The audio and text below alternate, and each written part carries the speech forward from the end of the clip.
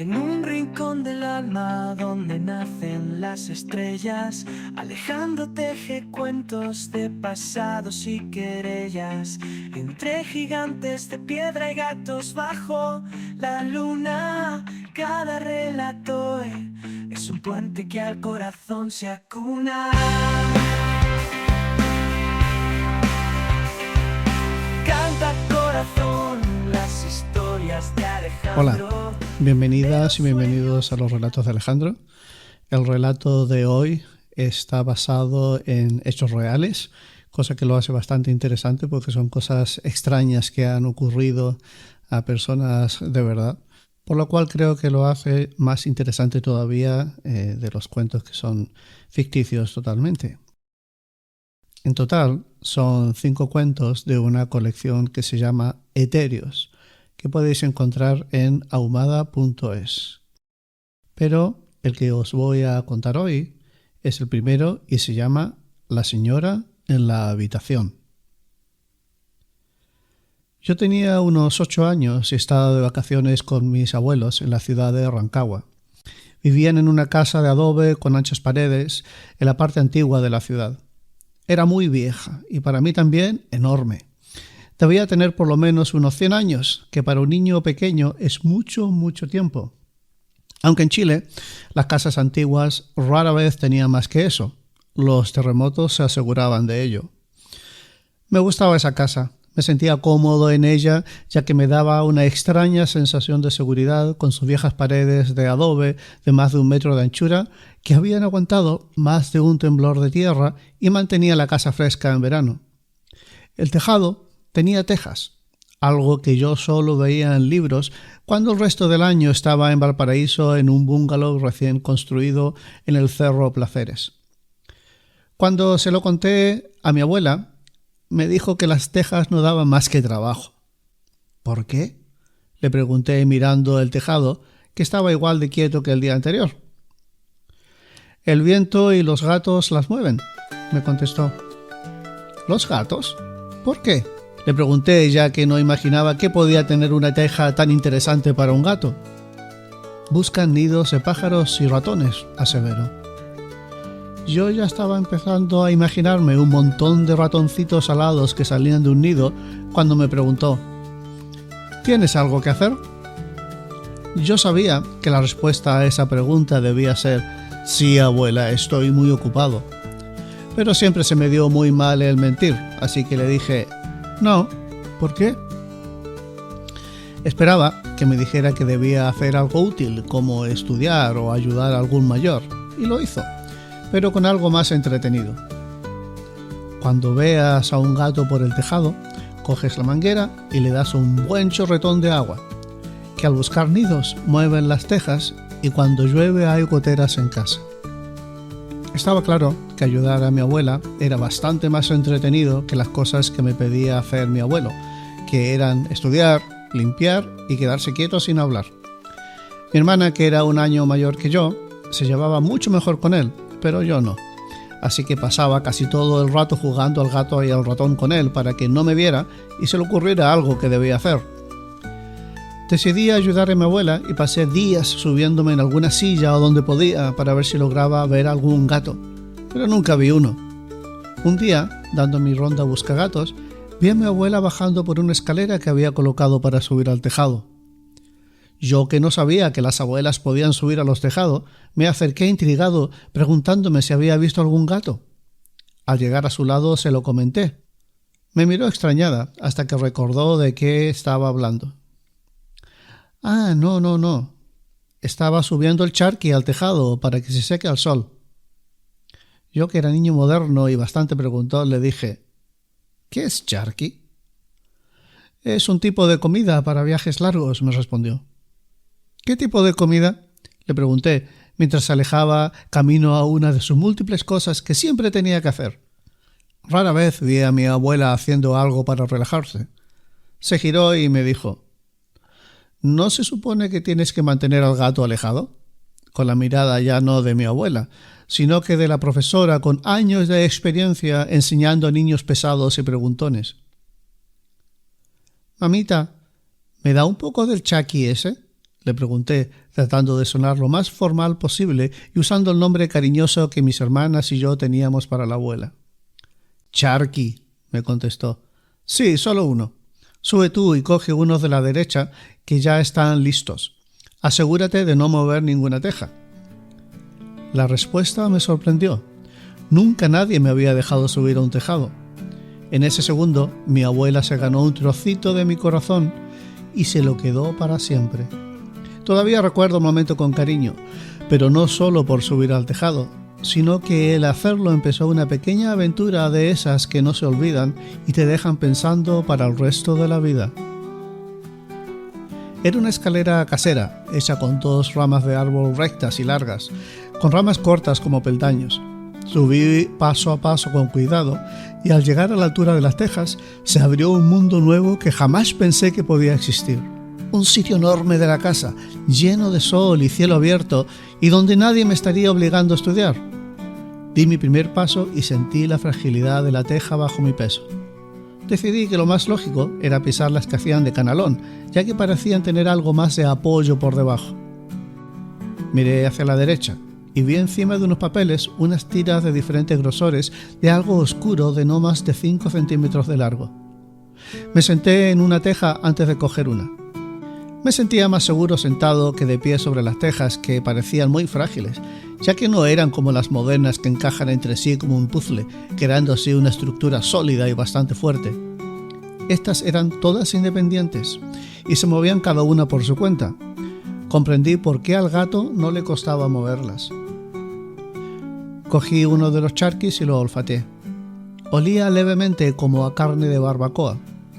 Lo mordí y fue como morder una ramita de un árbol.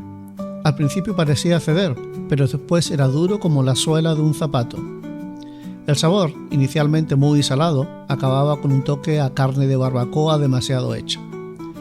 Dudé si eso realmente se podía comer, pero no era un sabor desagradable, así que seguí masticando con las muelas y poco a poco empezó a ser más blando, lo suficiente como para arrancar un pequeño trozo.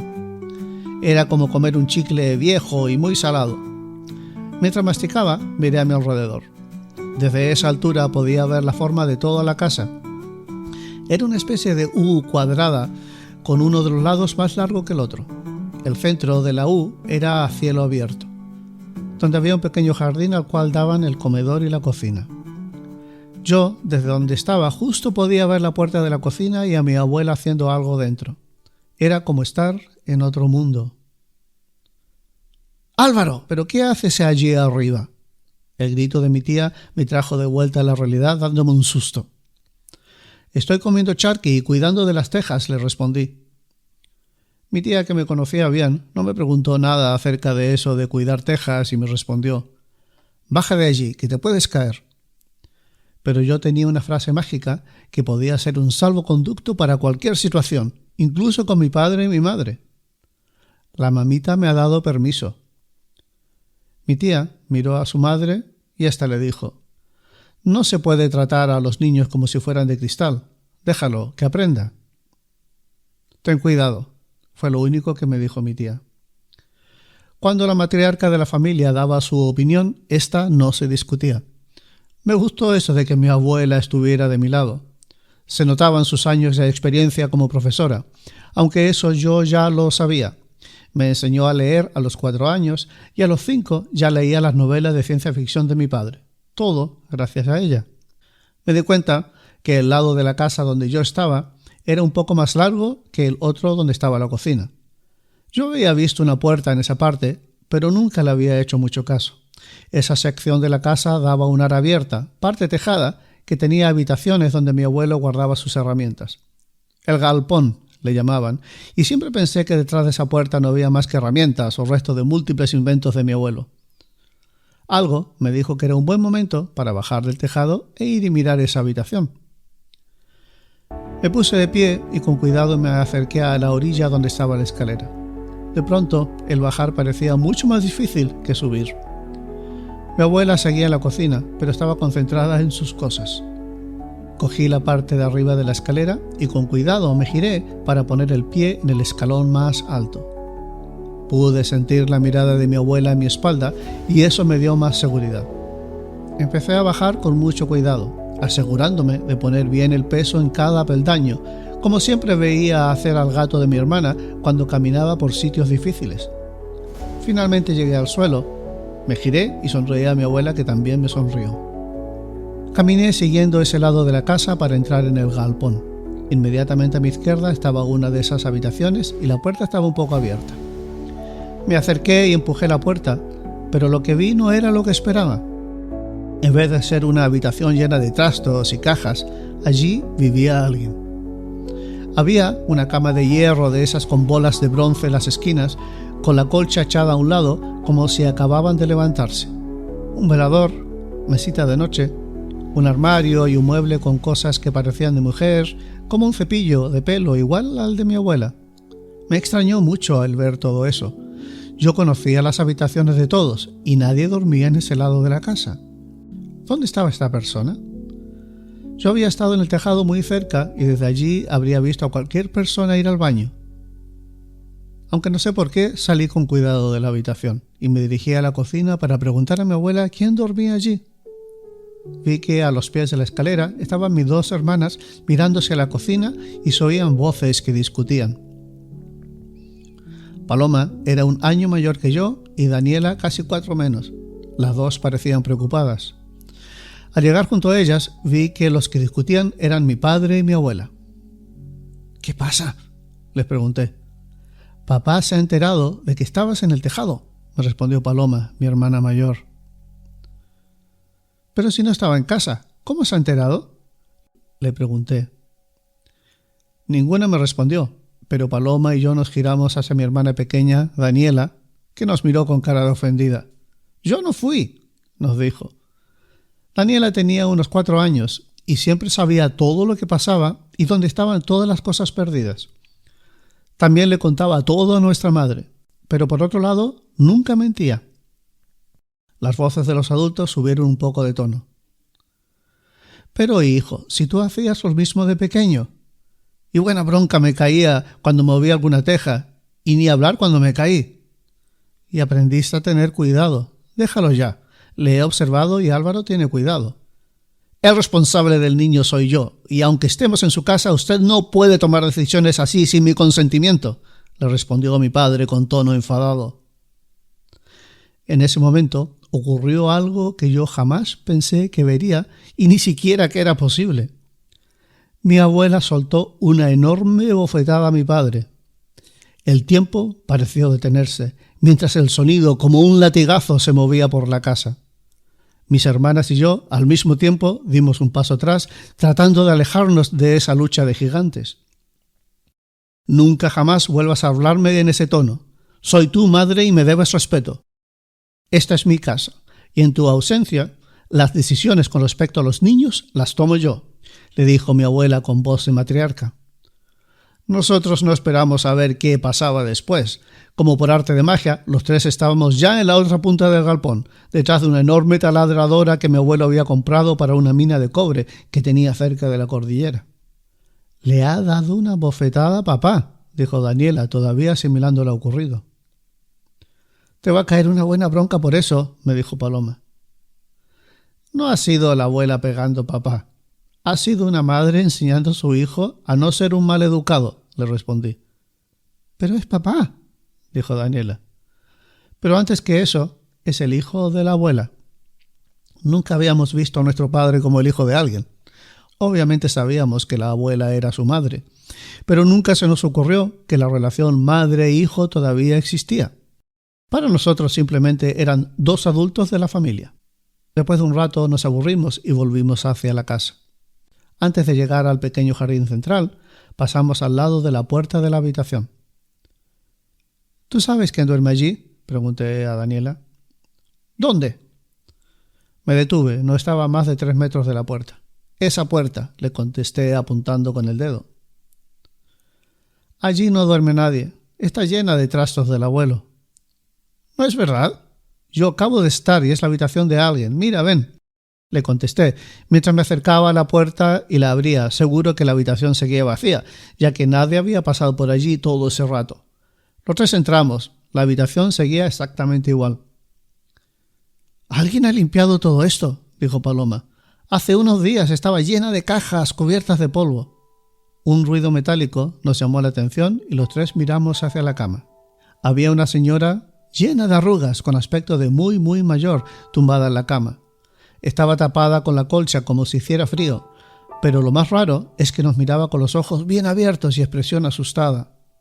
Por un momento pensé que era porque habíamos entrado en su habitación sin llamar a la puerta, pero me di cuenta que no tenía cara de sorpresa o enfado, sino que de miedo, mucho miedo.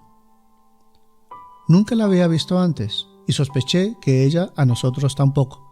Así que, recordando las formalidades que la abuela esperaba de nosotros cuando nos presentaba a su familia o la del abuelo, le dije: «Hola, yo me llamo Álvaro, ella es Paloma y ella Daniela», le dije mientras apuntaba a mis hermanas. Esto pareció tranquilizarlo un poco. Nos miró de uno en uno un buen rato, como si le recordáramos a alguien. «Somos los hijos de Porrick», le dije, para darle una pista de quiénes éramos. No nos dijo nada. Se giró y se acomodó en la cama. Después cerró los ojos y nos ignoró. Nos quedamos de pie un rato mirándola, esperando algún tipo de respuesta o algo por lo que supiéramos que era consciente de nosotros. «Hola, señora, ¿está usted bien?», le preguntó Paloma. «No está», dijo Daniela mientras miraba a la mujer. «¿No está bien? ¿Cómo lo sabes?», le preguntó Paloma. «No, ella no está».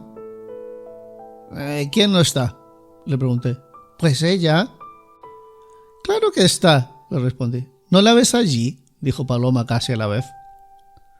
Daniela simplemente alzó los hombros y salió de la habitación mientras miraba a la mujer como cuando veía algo por primera vez. Paloma miró a su hermana pequeña y después a la mujer en la cama, que no había cambiado de postura. «Qué sensación más rara», me dijo. «¿No has notado que de pronto hace más frío?». Yo no había notado nada. Me parecía que la habitación estaba exactamente igual como cuando habíamos entrado. Le iba a responder que no sentía más frío, cuando oí a nuestra madre llamarnos para la merienda. Paloma salió de la habitación casi corriendo, encantada de tener una razón para no estar allí. Yo me quedé un rato más observando a la misteriosa mujer. ¿Quién era? Parecía más mayor que la abuela, pero eso no era nada raro. Una semana antes la abuela nos había llevado a visitar a una prima de mi abuelo, y la verdad es que tenía más arrugas que esta mujer. «¡Álvaro!», me llamó mi madre con enfado. Como siempre, el tiempo fluía más rápido para los demás que para mí. Salí de la habitación y con mucho cuidado para no despertarla cerré la puerta. Con la puerta casi cerrada, vi que me miraba por el rabillo del ojo. Le sonreí y le dije adiós con la mano. Entré en el área del jardín interior y después me acerqué al comedor. Estaban ya todos sentados en la mesa. Yo tenía muy asumido que alguna bronca o comentario me caería por llegar siempre tarde, pero solo recibí una mirada muy seria por parte de los adultos y un silencio que pesaba 1 tonelada. Me acordé de la bofetada y yo también decidí no decir nada o preguntar quién era la mujer que dormía en la habitación a la entrada del galpón. Al día siguiente, después de desayunar, me acerqué a visitar a la extraña mujer. Toqué varias veces la puerta, pero nadie contestó. Abrí un poco y dije en voz alta: «Hola, soy Álvaro, ¿puedo entrar?». Pero la respuesta fue el silencio habitual de las habitaciones vacías. Abrí más la puerta y entré. La cama estaba hecha y ordenada, pero no había nadie.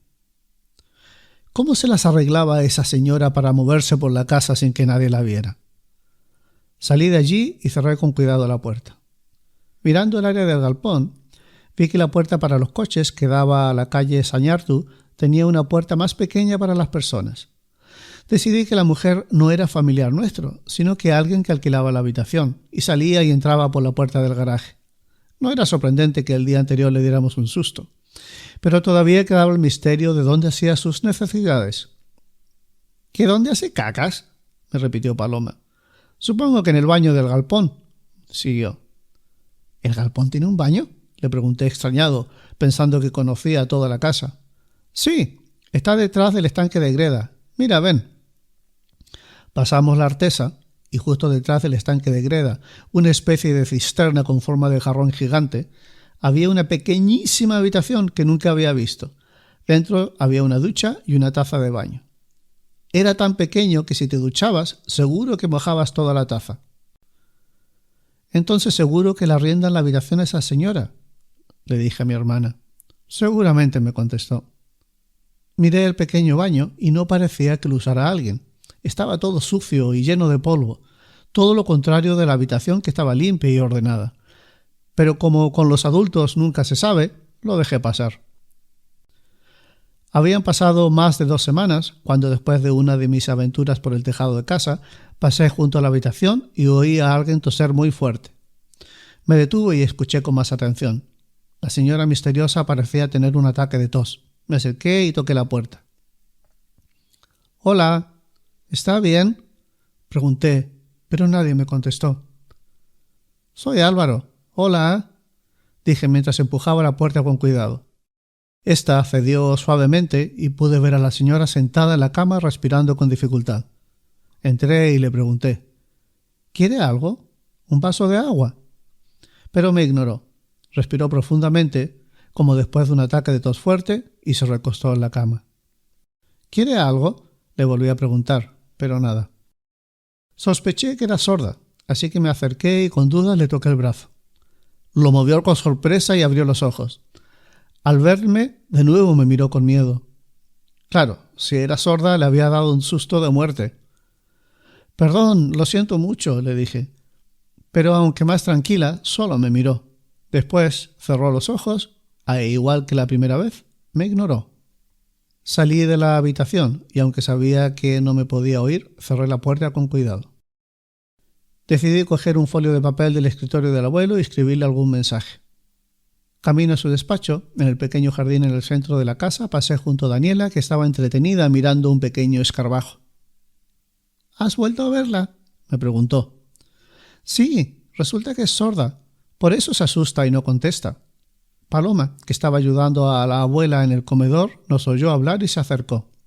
«¿Has vuelto a ver a la señora de la habitación alquilada?». «Dice que no oye», le contestó Daniela, «pero no está allí». «Pues claro que está allí. Lo que pasa es que no oye, es sorda», le contesté. «¿Quién es sorda?», preguntó mi tía, que nos oyó al pasar dirección al comedor para ayudar a su madre. «La señora a la que la abuela le arrienda la habitación del galpón», le contesté. «La abuela no alquila nada, y esa vieja habitación es ahora el trastero de vuestro abuelo», nos dijo. «Pero si acabo de estar con ella. Le ofrecí agua porque tenía una tos muy fuerte», le contesté. «¿Qué? No se habrá metido alguien de la calle. Será alguna fresca», dijo mientras se dirigía dirección a la habitación, dando grandes pasos. Nosotros seguimos casi corriendo. Al llegar y sin tocar la puerta, la abrió con fuerza, miró dentro y se giró hacia nosotros. «Muy graciosos», dijo y salió. Me puse en el marco de la puerta y miré dentro. Había cajas al fondo, todas llenas de polvo. Reconocí la cama por las bolas de bronce de las esquinas, pero estaba de lado, apoyada contra la pared, y estaba muy oxidada y sin el somier. Solo un cuadrado de metal. Los muebles ni la mesita de noche estaban. «Le juro que es verdad, que había alguien durmiendo aquí. Estaba en esa cama, pero estaba hecha. ¿No es cierto, Paloma?». Mi tía miró a mi hermana mayor, que estaba a mi lado mirando todo con cara asustada. «Está todo como antes que llegara la señora», dijo. «¿Tú también? Muy graciosa. Daniela, ¿tú has visto a esa señora?». Paloma y yo nos giramos hacia nuestra hermana para ver qué respondía. «Sí la vi, pero no estaba aquí», le respondió. Mi tía, que sabía que Daniela era incapaz de mentir, nos miró muy seria. «¿Cómo era?», preguntó. «La cama estaba bien y tenía una colcha. Había un velador y un mueble con las cosas de la mujer y un armario al fondo», le dije a toda prisa y nervioso. Me empezaba a imaginar por dónde iba mi tía. «No la habitación, la señora». «Era más mayor que la abuela, con pelo blanco», dijo Paloma. «Y tenía tos», seguí yo. «Y no estaba aquí», dijo Daniela, seguido por un silencio cuando nos dimos cuenta que tenía razón.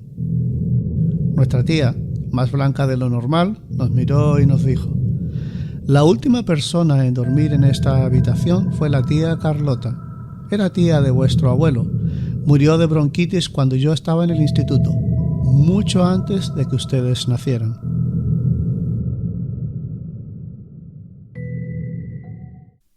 Bueno, espero que os haya gustado el cuento o parte del cuento de Etéreos, La señora en la habitación. Como dije antes, está basada en hechos reales y no os voy a decir exactamente qué es real y qué no. Pero se acerca bastante a los recuerdos de mi hermana mayor y yo de algo que ocurrió allí parecido. Bueno, nos vemos en los próximos de los relatos de Alejandro para seguir con los cuentos de Etéreos. Si os gusta, no dudéis en entrar en ahumada.es y dar algo a la hucha del escritor o del podcaster. Un saludo, gracias por estar allí. Adiós. Se tejen cuentos de pasados y querellas entre gigantes de piedra y gatos bajo la luna. Cada relato es un puente que al corazón se acuna.